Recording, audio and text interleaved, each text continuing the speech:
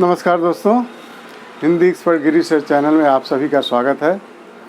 उम्मीद करता हूँ कि आप सभी खुशहाल और स्वस्थ होंगे। दोस्तों, आज मैं समास के ऐसे 70 उदाहरण लेने जा रहा हूँ जिसको संपूर्ण रूप से अगर आप प्रश्न अभ्यास कर लेंगे तो परीक्षा की दृष्टि से बहुत ही उपयोगी होगा। और मेरा दावा है कि एक भी प्रश्न आपका जो परीक्षा में आता है समास का, वो गलत नहीं होने वाला। तो ध्यान देना, मैं यहाँ से अव्ययी भाव समास को पहचानते कैसे हैं, मतलब सभी समासों को, अव्ययी भाव, तत्पुरुष, कर्मधारय, द्विग, बहुब्रीहि, द्वंद्व, इन समासों को पहचानते कैसे हैं और उनके उदाहरण कैसे हैं और विग्रह कैसे करते हैं, वो आज इसको कवर करने जा रहा हूँ मैं।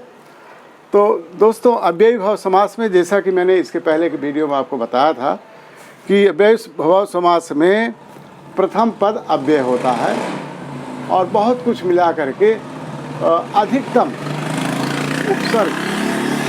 अधिकतम उपसर्ग होते हैं। उपसर्ग से ही आप पहचान लेंगे कि ये अव्ययी भाव समास है, और अधिकतम जिसे हम अव्यय भी कहते हैं। ध्यान देना कि अव्ययी भाव समास में प्रथम पद अव्यय होता है। प्रथम पद क्या होता है दोस्तों? अव्यय। और जैसा कि आपको मैं बता चुका हूँ कि अव्यय ऐसे शब्द हैं जो किसी भी शब्द के साथ जुड़ने के बाद उनमें कोई परिवर्तन नहीं होता, उन अव्यय में कोई परिवर्तन नहीं होता। ध्यान देना, ये है पहला शब्द निसंदेह। निसंदेह का विग्रह क्या होगा दोस्तों? संदेह रहित। आप विग्रह कैसे करोगे? संदेह रहित। यथाशक्ति, शक्ति के अनुसार। आ समुद्र, समुद्र पर्यंत, मतलब समुद्र तक, समुद्र तक। प्रत्यक्ष मतलब आमने सामने, एकदम सामने, उसको प्रत्यक्ष बोलते हैं। रातों रात, एक ही रात में, बोलते हैं ना लोग कि अरे उसने तो रातों रात सड़क बनवा दी, उसने तो रातों रात जो है घर बनवा दिया। तो इस तरीके से यथामति, मति के अनुसार, मति के अनुसार मतलब राय के अनुसार, आप अपने बुद्धि के अनुसार। हर घड़ी, प्रत्येक घड़ी। हर घड़ी क्या होता है दोस्तों? प्रत्येक घड़ी। विग्रह करोगे प्रत्येक घड़ी। निर्दयी मीन्स दया रहित, जो दया से रहित हो उसको निर्दयी बोलते हैं। आपको ऐसे ही विग्रह करना है, सरलीकरण करना है। विग्रह मतलब सरलीकरण करो जिससे कि अर्थ समझ में आ जाए उसका, ये समस्त पद का, समास का। आजन्म में, जन्म से लेकर, वह तो आजन्म बाएं हाथ से लिखता है, जन्म से ही वो बाएं हाथ से लिखता है। और दिनों दिन, दिनों दिन मतलब हर दिन, दिनों दिन मतलब दोस्तों हर दिन। यथा विधि, विधि के अनुसार, नियम के अनुसार, विधि के अनुसार। तो ये आपका अव्ययी भाव क्लियर हो गया दोस्तों। आगे देखते हैं तत्पुरुष समास। तत्पुरुष समास में स्वर्ग प्राप्त, क्या हो गया? तत्पुरुष समास में स्वर्ग प्राप्त एक ऐसा उदाहरण लिया। और इसमें एक बात बताना भूल गया आपको कि तत्पुरुष समास की पहचान कैसे करेंगे। तत्पुरुष समास में विग्रह करेंगे कारक चिन्हों के साथ, विभक्ति के साथ। अगर कारक चिन्ह है तो मैंने आपको बताया प्रथमा से लेकर के सप्तमी विभक्ति तक, और कर्ता कारक से लेकर के अधिकरण कारक तक, कारक जो चिन्ह है, कर्ता ने कर्म को करण से, संप्रदान के लिए अपादान से अलग होने के अर्थ में संबंध का के की, और अधिकरण में पै पर संबोधन को हे हो अरे करके बुलाया। ये मैंने आपको बहुत स्टार्टिंग में ही बताया था समास के, तो वो आपको लगाना होगा इसमें।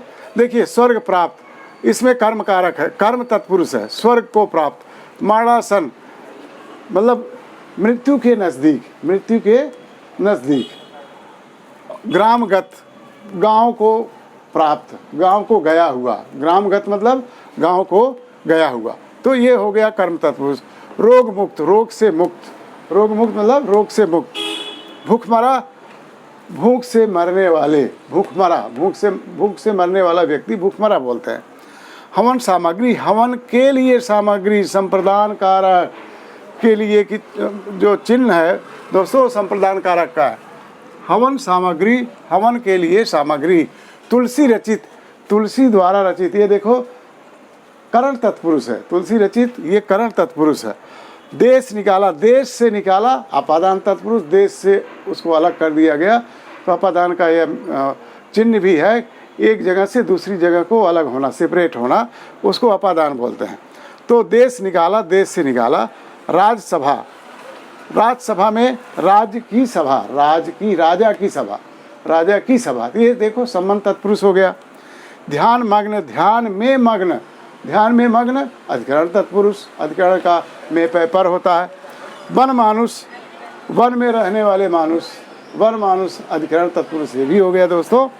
और ध्यान देना, इसका उत्तर पद प्रधान होता है और कारक जिसमें रहता है, कारक के साथ जिसमें हम विग्रह करते हैं उसे हम तत्पुरुष समास कहते हैं। इतना आप समझ लो।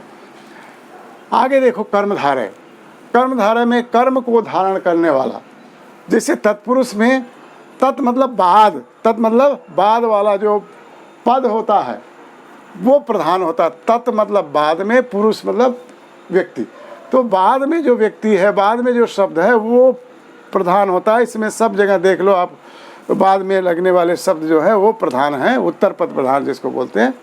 कर्मधारय में भी उत्तर पद प्रधान है। प्राचीन मान्यता के अनुसार कर्मधारय और द्विगु समास दोनों तत्पुरुष के ही भेद थे, लेकिन अब सरलीकरण के दृष्टि से, परीक्षा की दृष्टि से लोगों को, विद्यार्थियों को अच्छे समझ में आए, इसलिए इसको 6 भेद में बांट दिया गया। कर्मधारय तत्पुरुष हमने आपको बताया था, इसमें विशेषण विशेष होगा, विशेषण विशेष होगा दोस्तों, और रूपक शब्द लगाएंगे, रूपक अलंकार की बात की थी आपसे। और विग्रह करते समय हम इसमें है जो लगाएंगे, विग्रह करते समय क्या लगाएंगे दोस्तों, है जो।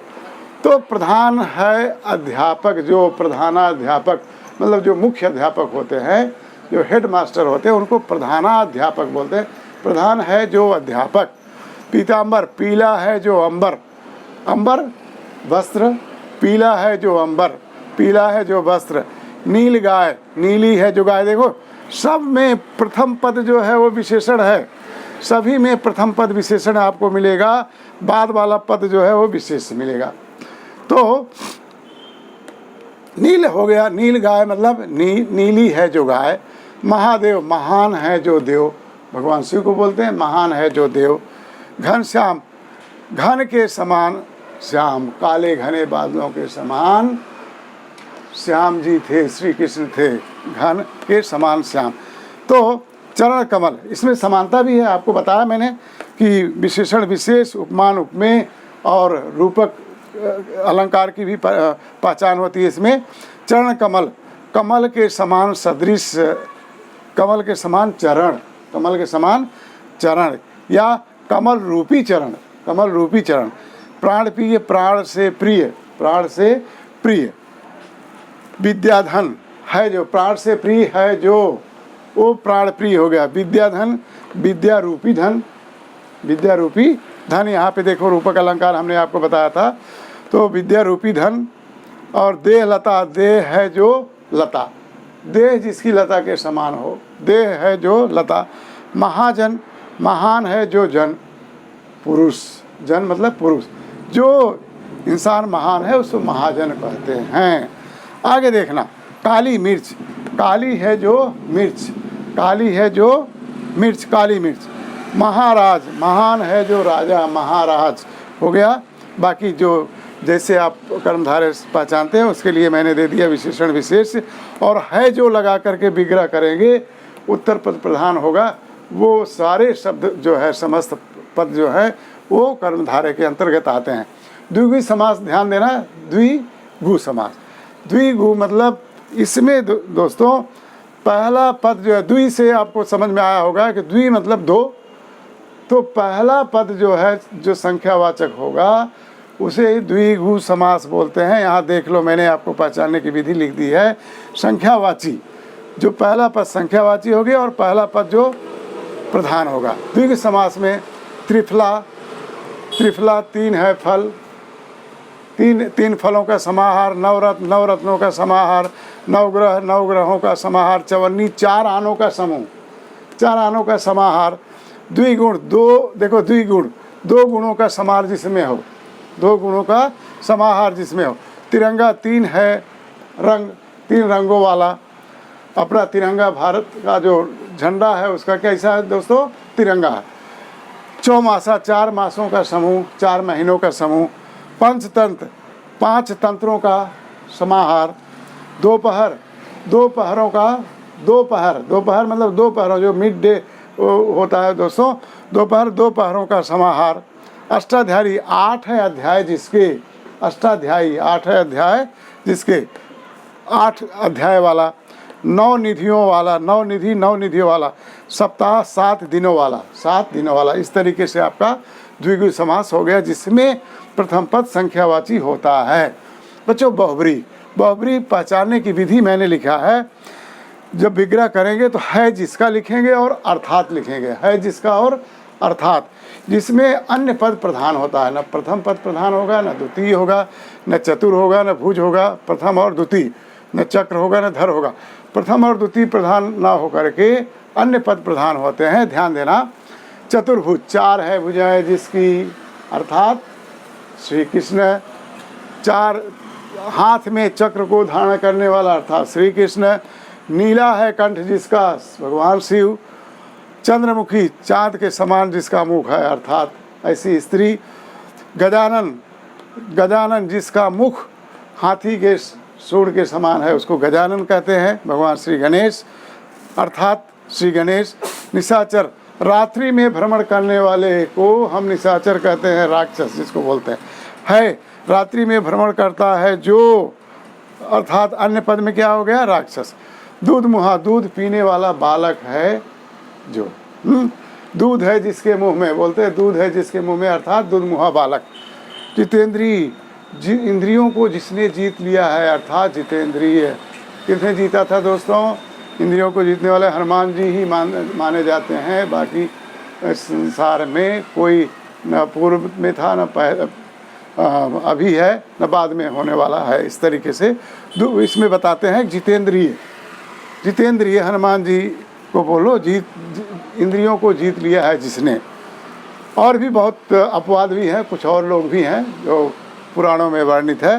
कन फटा, कान है जिसके फटे, अर्थात कन फटा।